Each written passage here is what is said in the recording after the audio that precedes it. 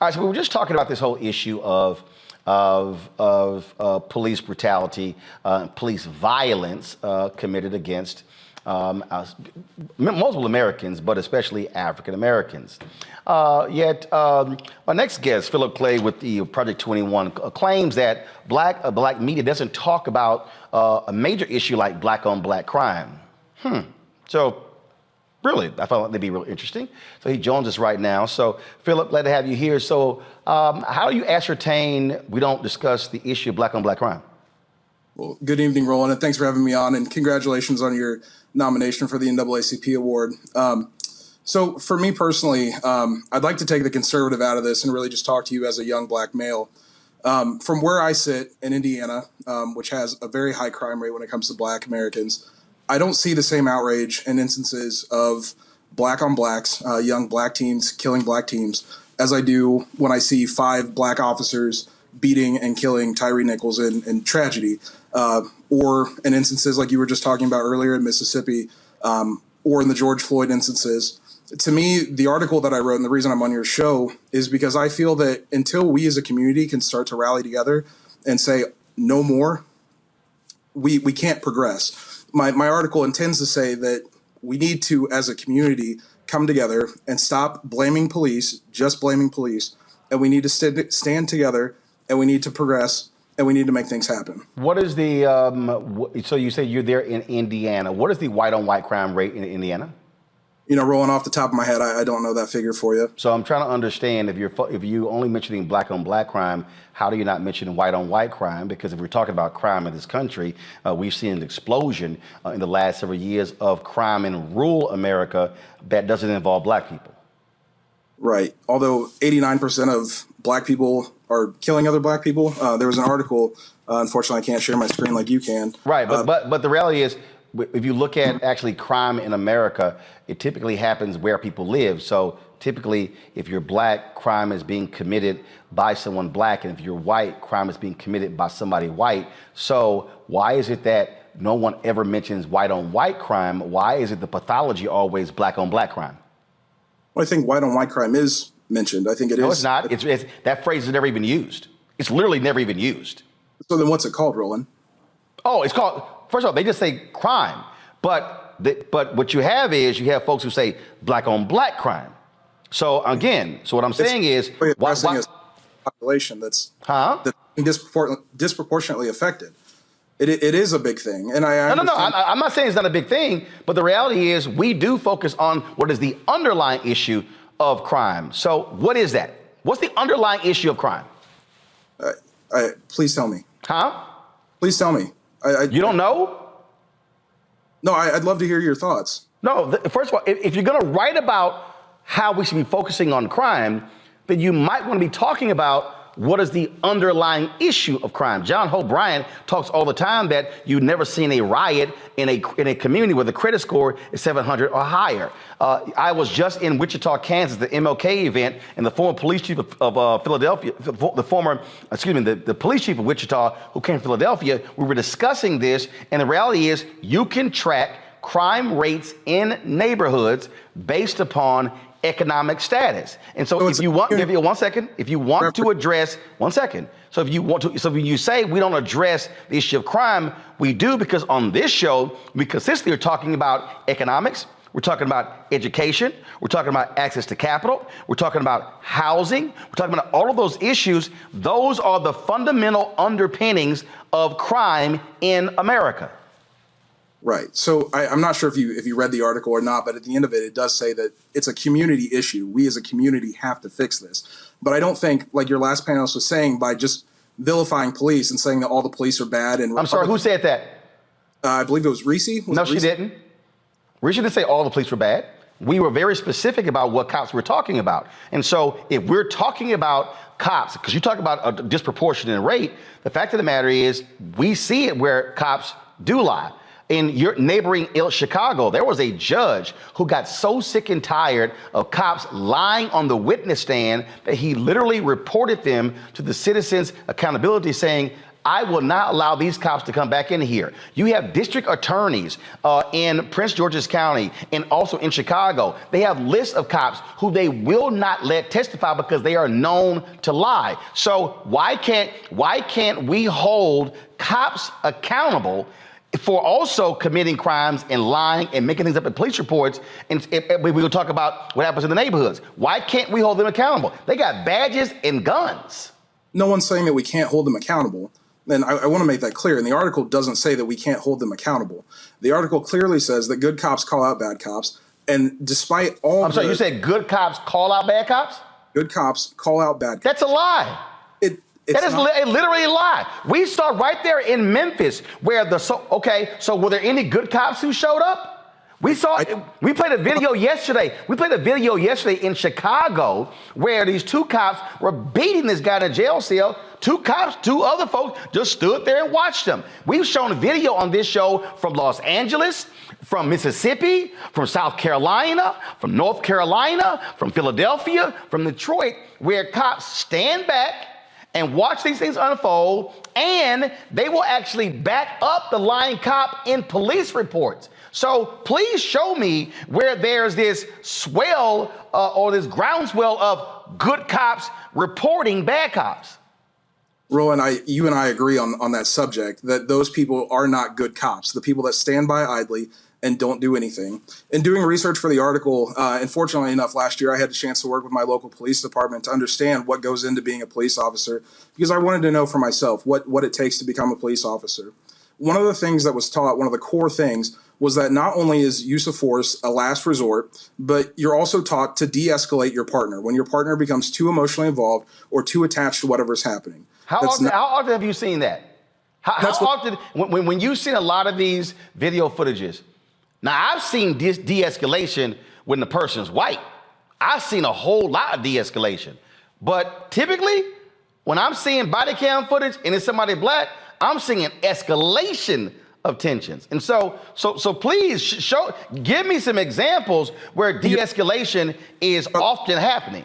You're talking about the videos that have been seen. What about the thousands that haven't been released because there was a successful de-escalation or there was a successful stoppage of whatever was happening? Or the examples where the cops didn't turn the cameras on, and where in Chicago they were breaking the antennas off of the dash cam cameras as well. I mean, again, the point here is, again, we're still talking about a fundamental problem in this country. Last year, police in America, based upon the data, Samuel Singawe, we had him on the show, they killed more people in 2022 than any other point in history. We have seen a dramatic increase of police violence. We have seen insurance companies come out and say that they are going to stop insuring cities, or they're going to actually raise their rates because of the high number of police violence cases. And so I'm trying to understand, you want to talk about black on black crime as a conservative. Here's what I want to know. Where are all of the fiscal conservatives complaining about the millions upon millions and billions being spent on police settlements? That's a good question, Roland. They're not there. I guess who I don't see? I don't see Grover Norquist. I don't see, let me tell you something. Memphis is probably going to pay $20, $30, $40 million settlement. It's likely going to be higher than the George Floyd settlement. Do you know who I have not heard a lot on this? Governor of Tennessee, the Tennessee legislature. I've not heard Republicans in that state say this is gross and it's unfair. What you do see, though, you typically will see Democrats or you see the Black Caucus.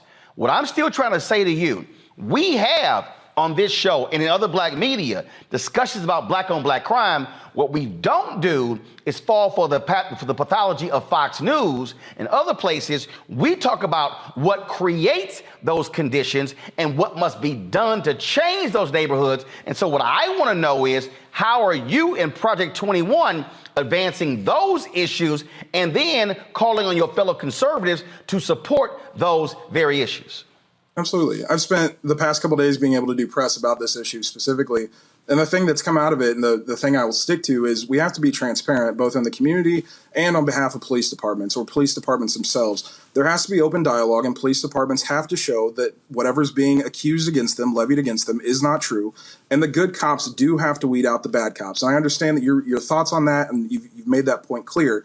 But at the end of the day, there are still people that wake up every morning with their intention and their honor, and all they want to do is protect the people in the community in which they live and serve. But where are those? Why is it that when we need those good cops to show up, we don't seem to see them? And in fact, why is it? Because again, I've talked to many officers, and I've talked to black officers, and I've had black officers tell me the safest they are is when they got a uniform on. They say, but damn, when I don't have my uniform on, I don't trust my own department.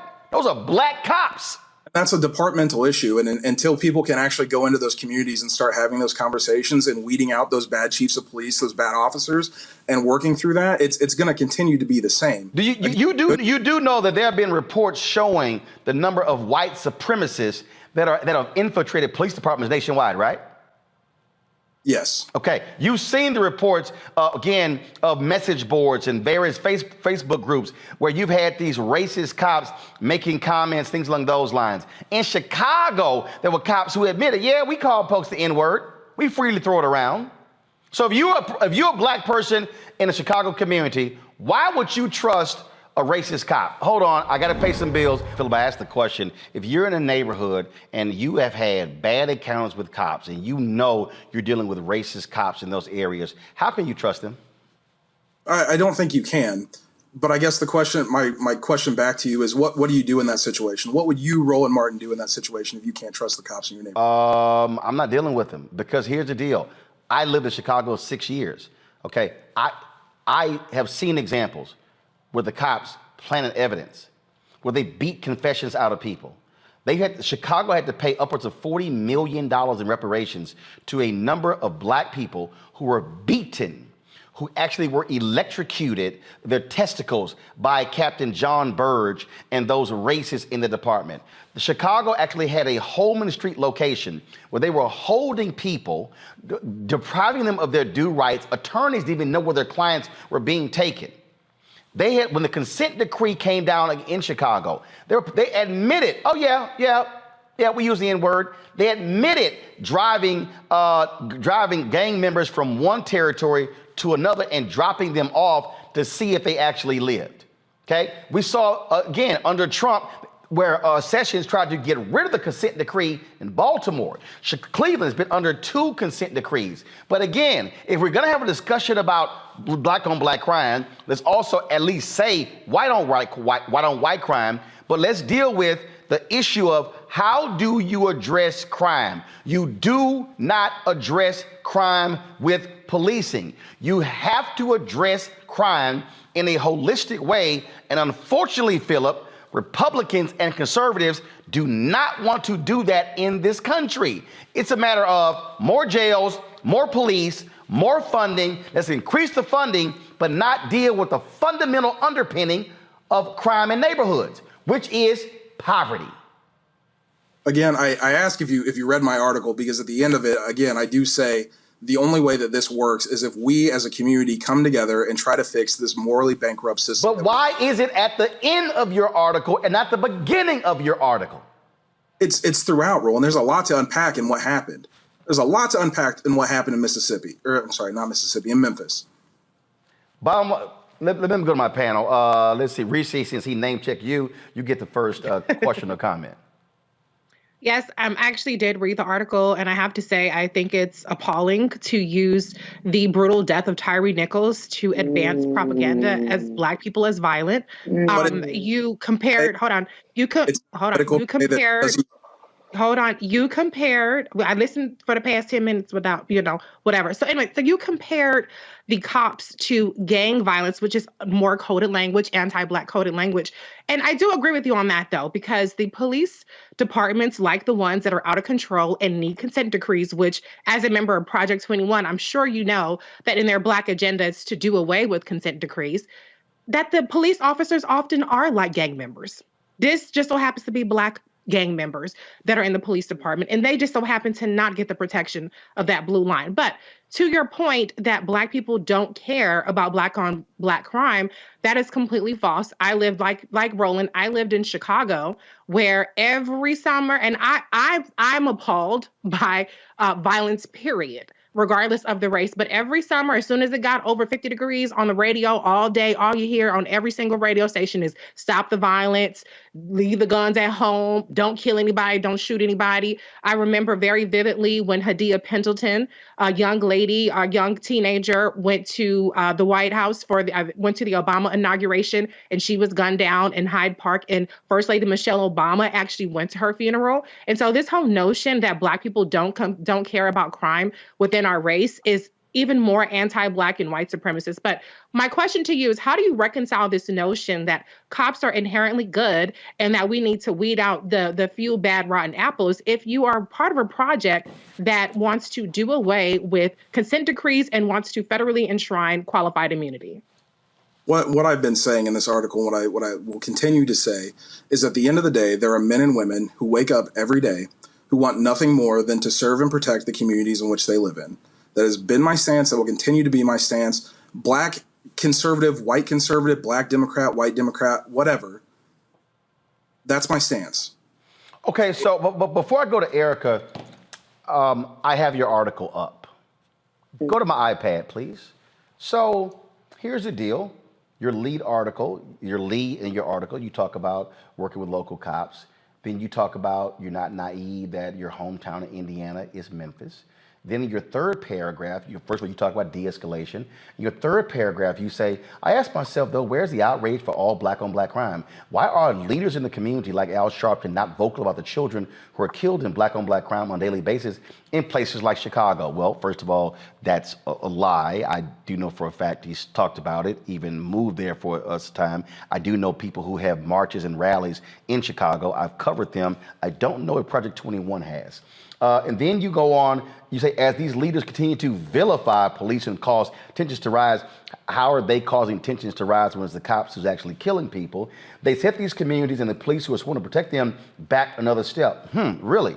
Then you go in and complain about CNN. Then you talk about mirror gang violence. Then you go talk about we still see men and women of all races, religions, and creeds going to work to protect the communities, blah, blah, blah, blah. Then you get this, you keep talking about at the end of your article. This is literally what you wrote in the article, because I swore that there was some other stuff down here. That's where that white space is, because I thought there was more to it. This is literally all you said. We have to raise up the officers who are doing their utmost to defend and protect and work to weed out those who would break their oath. We have to stop looking to put the blame on everyone else and start looking at giving real leaders a chance to rebuild our morally decayed community. So in the third paragraph, you mentioned Black on Black crime. In the last sentence, the last half of the last sentence, you say, we have to stop looking to put the blame on everyone else and start looking at giving real leaders a chance to rebuild our morally decayed community. You literally say nothing about why there's Black on Black crime. You literally don't even, I'm looking for it. I'm trying to see, do I see poverty? No. Do I see education? No. Do I see lack of economic advancement? No. Your entire piece is really about, oh my goodness, we've got some really great, wonderful cops. So how can you make it about Black on Black crime when you don't even address the issue of the underpinning of Black on Black crime in your entire piece? Again, Roland, my position is and will continue to be that I don't see protests in the street for children being killed in Chicago. You're a lie. I'm sorry. If you don't see it, Phillip, that's because you choose not to see it. They have been protests. First of all, here's the question. Where are you in Indiana? Indianapolis. When the last time you been to Chicago? I typically don't go to Chicago. Gotcha. So you don't go to Chicago. So no, do you follow any Chicago media? No. What incentive do I have? No, wait. Do you know any activists in Chicago? Yes. Do you know any community leaders in Chicago? I know community leaders in Gary, Indiana. No. I didn't say Gary, Indiana. I said Chicago. Chicago is not Gary, Indiana. Deontay Johnson, Black Conservative Federation. You got Deontay. Oh, that idiot? Hold up. Wait. Are you sick? That's who you claiming? Dude, don't even try that one. Here's the problem what you said. You just said, quote, I don't see any protests in Chicago of black on black. You don't know anybody in Chicago. You haven't even been there. See, this is the problem when you say I haven't seen it.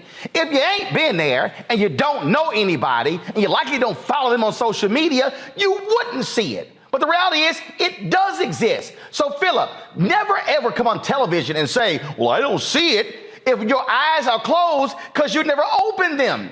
We have literally had the people on this show live from protests. So for you to say, well, I don't see it, you try to act like it doesn't exist. It does. So if you never made the effort to find out that they are protesting, how can you then criticize folk for saying they're not protesting? I don't know what you're trying to accomplish. Phillip, let me help you out with something. Let me just help you out with something, Phillip. Usually I ask for help if I need. No, because you need some help right now, Phillip. Like you need some help real bad. If I said I have never ever seen Phillip in a red tie, and if somebody says, Roland, have you ever met Phillip? No.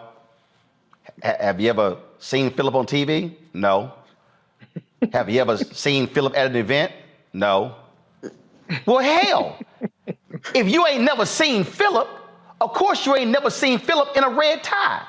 So how can you say people are not protesting black on black violence in Chicago, but they are, but oh, you haven't seen it and you've made no attempt to find out it exists. But let me ask you this question. And this is a second, I want you to answer that one too first. Why are you so worried about Chicago and you ain't focused on crime in Indianapolis? We are focused on crime in Indianapolis. So why are you bringing up Chicago though? Because I'm sorry, go back to my iPad. I'm looking at your column.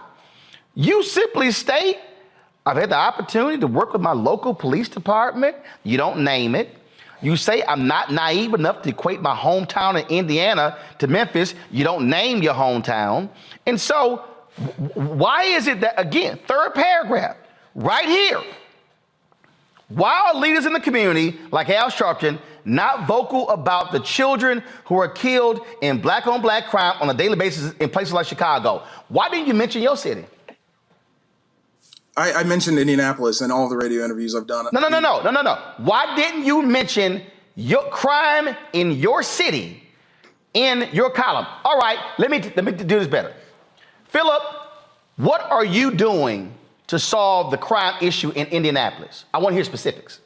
Working with local police departments to bridge the gap between the police and the community. How? No. What are you doing in the community? I get the cop part. Has the community ever seen you? Yes. Hold on, I'm sorry. What communities? Indianapolis, Plainfield. No. What communities in Indianapolis? I literally just said that. Indianapolis, Marion County as a whole, Plainfield, Avon, Brownsburg, Danville, Johnson County. And what are you doing? What are you doing in those communities?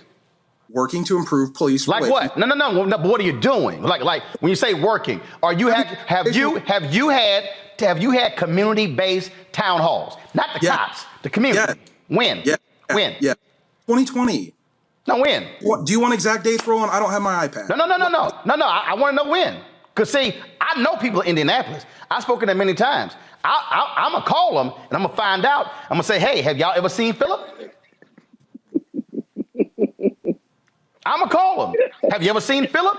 Has Phillip ever come around? Because see, you keep saying you putting in the work. So, okay, how about this here? In the last year, how many community-based town halls have you actually held or attended community-based town halls in Indianapolis? Not cops, the community. How many? I've not been at any in the last year. Whoa, stop. Whoa, hold up. See, now, hold up. I'm up against a break. I'm going to hold you over for one more. Because, see, I'm trying to figure out, all this work you say you doing, I need to know what that work is. Because if you say you want to fix Chicago and you ain't had not now in a year in Indianapolis, not one, Okay, hold on. We'll be right back on Roland Martin. See, Phillip, you want to have the conversation on Black-owned media. Oh, you having it. We'll be right back. No, we'll be right back, Phillip. I'm going to give you some time, Phillip. We'll be right back. No, because it's not even a conversation. I'm going to give you some time, Phillip. At this point, it's not even a conversation. Most people, see, I told y'all. See? Don't mess with a grown-ass man. Phillip didn't do his homework. See, Phillip went on other people's shows who didn't question him. They didn't actually break down his article. I'm about to go to Erica and Michael. But see, oh, by the way, y'all, you know Phillip hung up. You know Phillip hung up. He hung up. And they've been calling him back, texting him. And I said, let him know he can talk for the first 2 minutes. But Phillip hung up because he couldn't take that heat. Because see, y'all, see what happens is, see, Phillip, the basis of his, see, y'all got to understand. The basis of Phillip's article, oh, y'all don't discuss black on black crime. Okay, you want to have that conversation, Phillip? Let's have that conversation. And y'all heard he kept saying, no, but I said at the end of my article, we as a community, we got to come together and solve the problem. Oh, but then when I asked Phillip, when has the community seen you? Phillip, well, I work with the cops, not the community. Oh, Phillip, when did you last work with the community? Any town halls in the last year? No. What the hell you been doing? See, Erica, they don't like getting questioned on specifics. See, he was like, oh, you ain't let me talk. No, I let you talk because you can't answer my questions. That's the real deal. He couldn't answer the questions because he thought he was going to come on here and talk about how black media don't do this and y'all discuss black on black crime until I start questioning his ass on what he ain't doing. Period. And sent poor little Tink Tink home. But I'm glad that line of questioning came out because if you look at his Twitter page, you can see how Phillip Clay gets his bag. More importantly, I am very tired of people raising their platforms off of the backs and off of the pain of Black grief. And one of the things that I was going to ask him was, did he know what grief does to the first, did he know Tyree Nichols, his mother and father's name, and specifically his mother, who talked about how much Tyree loved her, how he had her name tattooed on his arm, and that's something that you don't mostly get from kids, especially young men, but he did that, and he was the youngest in his family and very well loved, a young father. And that on January 28th, he felt it fitting to pen 4 to 5 paragraphs of complete bullshit on the back and on the grief of Mrs. Rovon Wells. Completely disgusting. For someone that is either self-identified or has been told that he is a rising star in what is effectively known as the terror group, the Grand Old Party, the Republicans, do that in its own space, not off of Black pain. And I'm also glad, Roland, that you brought forward that PBS piece because I had that in my favorites and I pulled it up in that 2006 bulletin that the FBI published, heavily redacted, but spoke very, very clearly to not white supremacy, what it actually is, white nationalism, and that how folks that are a part of this movement literally terrorize Black and Latino communities. So I feel like whatever it is that Phillip is looking to achieve, keep Black people name the hell out of your mouth, because I would love to hear his talking points when his face is pushed up against the ground and he's being tased. See, Michael, I know some real Black conservatives. I actually know some Black conservatives who are in communities that do the work. But see, Phillip thought he could just sit his ass and bang out some comments and the National Review put it up. And these white conservatives go, oh, we've got one of us. Look at that. He's challenging Sharpton. Because see, what people don't understand, y'all, game recognized game. So they love throwing Sharpton's name, They love throwing out Chicago. So you see how I busted him on that. How you from Indianapolis and you gonna mention black on black crime in Chicago, but what you don't mention is that most of the guns that where you have the crime committed in Chicago come from across the border in Indiana. Oh, I bet Phil don't want to discuss gun control though. See, this is the game they play. And see, this is the grift. That's why that fool mentioned that ignorant ass fool Deontay. That's why his little trifling ass won't come on the show with me. Cause see, I schooled him like I did Phillip because they are not credible people. How can you talk about, well, we the community, we gotta have new leaders, and he could not name a single community-based town hall that he was engaged in for the last year. Come on. Yeah, Roland, I read the article from J. Phillip Clay. First of all, when I saw he was from Project 21, I said, this is going to be some BS right now, because I was on with Reese when Craig DeLuce was on and we tore his ass up. Okay, from Project 21 also.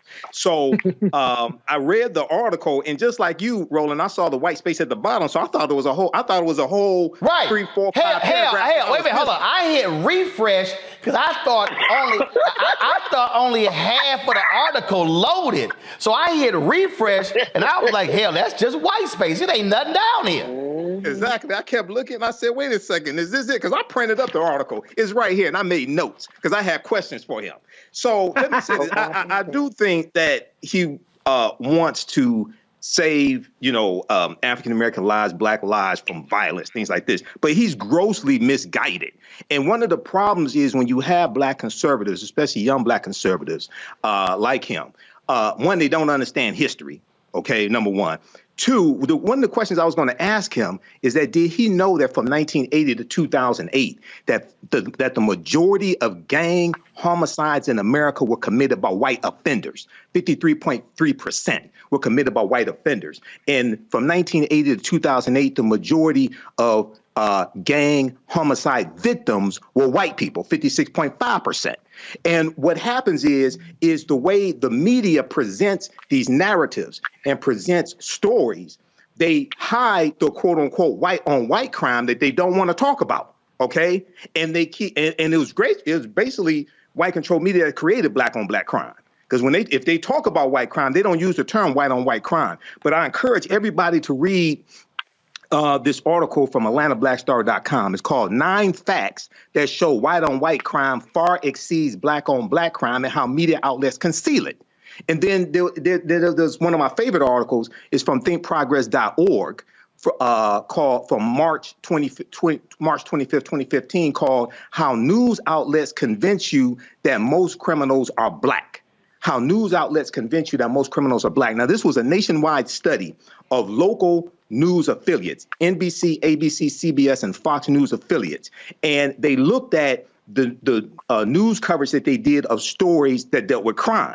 And they found that African Americans made up disproportionately stories where they were the perpetrators, but it was disproportionate to their arrest rate. So we made up like about 51% of the arrests, but 75% of those stories dealing with crime. Got it. So this is the game that conservatives play. This is not Fox News. You need to know what you talk about when you come on this show. See, the thing here, Reese, this laughable. I don't see people protesting black on black crime in Chicago. Do you know anybody in Chicago? Nope. Do you follow anybody in Chicago? Nope. Have you been to Chicago? Nope. Well, of course your blind ass ain't seen nothing. But see, again, that's why you don't make stupid comments like that. And again, I'm still trying to understand, Reese, how can Phillip be from Indianapolis, but he want to throw Chicago in? You know why? Because Chicago is the new N-word for Republicans. Chicago is the new N-word. Yep. Anytime something happens, wait a minute, what about Chicago? Well, what about Chicago? Well, what about Chicago? Phillip, what about Indianapolis? Hello. And his profile says Plainfield, Indiana. I don't even know what that is, but it certainly isn't as catchy and flashy as Chicago. I'm trying to figure out, why is Chicago in it? You ain't been there. You ain't stepped foot in there. You don't know nothing about the Magnificent Mile, Garrett's Popcorn. There's a number of things that I will talk about in Chicago before I get to quote unquote black on black crime. And like I said, obviously, black people in Chicago don't want black motherfuckers shooting their ass either. They don't want the cops and they don't want their neighbors shooting them. I think that everybody black can agree that crime in general is bad, point blank in a period. But to your point, Roland, it's about the boogeyman. It's about this. It's like CRT is a word, as a euphemism. Woke is a euphemism for the white supremacist, white nationalist party to just say the N-word without saying the N-word. So he was very deliberate in talking about a place that he doesn't know. He did not know statistics, so you don't have data. You don't have even anecdotal evidence because you haven't been there. You don't know nobody from there, but you're talking about it like you have some kind of authority. Go to hell, bitch. How about that? So this is from a Indianapolis TV station just 2 days ago. Go to my iPad. Violent crime plagued some indie bars, yet the state does little to enforce its policies. If I scroll the article, I don't see Phillip's name anywhere. Anywhere. Okay, hold up. Let's see here. Okay. Same station.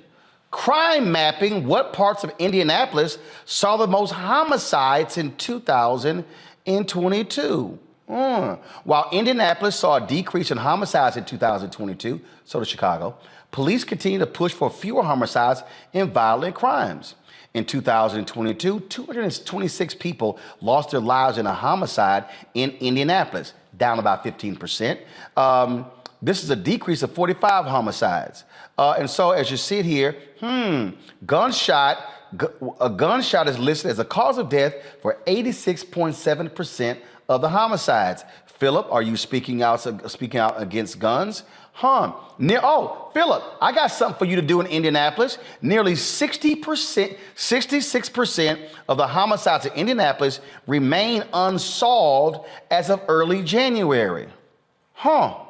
Of the 226 homicides, police made an arrest in 66. Roland, can I point out to you? Ain't that, and hold up, of the homicide 2022, largest group, 25-34, black men aged 18 to 24 made up the largest group. So here's the question, Phillip. You keep meeting with the cops. Why aren't you focused on your own city of Indianapolis? You're not, Phillip, because you know why? You don't give a damn about those communities. What you want to do is you want to make a point by trying to by taking a shot at Sharpton and at black leaders and black on black violence in Chicago. Reese, I'm over time, but I got 20 seconds, go. He lives in Plainfield, Indiana, which is a population of 34,000 and 87% white. So you really pushing this anti-black. So he don't even live in Indianapolis. He ain't even from Indianapolis. Boy. He lives in a suburb of Indianapolis. Boy. Go to his Twitter page. Go to his Twitter page. I'm not going to say it, but go to his Twitter page. I did. Michael, that's how he Go to his Twitter page. What's his name again? We'll see how he's getting the bag. Plainfield, Indiana. Was it J. Phillip Clay? I didn't make that up. That's what he has publicly. J. Phillip Clay. Hold on. I'm going to pull it up. Show his Twitter page on your screen. Here we go. Y'all pull it up right here. It says J. Phillip Clay, Everything you need. husband, father, Christian conservative. It says Plainfield, Indiana. Phillip, Scroll up to the picture. Phillip, no, his tweets are protected. Phillip, you don't even live in Indianapolis. Boy, bye. Phillip, again. Phillip, I just want to warn you of something. Phillip. My daddy told me something when I was younger, Phillip. He said, son, never mess with a grown-ass man. You can't slick a can of oil. He said, son, when you mess with a grown-ass man, and you're going to get a grown-ass whooping. Phillip, you just got a grown-ass whooping. The next time you even attempt to challenge black-owned media, I want you to remember this ass whooping just like the one I got when my dad lit me up when I was in school. Phillip, call Deontay. Y'all can cry together by messing with me. I'll be back. All right, folks, back to that Roland Mark Unfiltered video in just one moment. When you talk about blackness and what happens in black culture, we're about covering these things that that matter to us, speaking to our issues and concerns. This is a genuine people-powered movement. There's a lot of stuff that we're not getting. You get it, and you spread the word. We wish to plead our own cause. Too long have others spoken for us. We cannot tell our own story if we can't pay for it. This is about covering us. Invest in Black-owned media. Your dollars matter. We don't have to keep asking them to cover our stuff. So please support us in what we do, folks. We want to hit 2,000 people, $50 this month, raise $100,000. We're behind 100,000, so we want to hit that. Y'all money makes this possible. Checks and money orders go to P.O. Box 57196, Washington, D.C. 20037-0196. The Cash App is $RM Unfiltered. PayPal is R Martin Unfiltered. Venmo is RM Unfiltered. Zelle is Roland at RolandSMartin.com.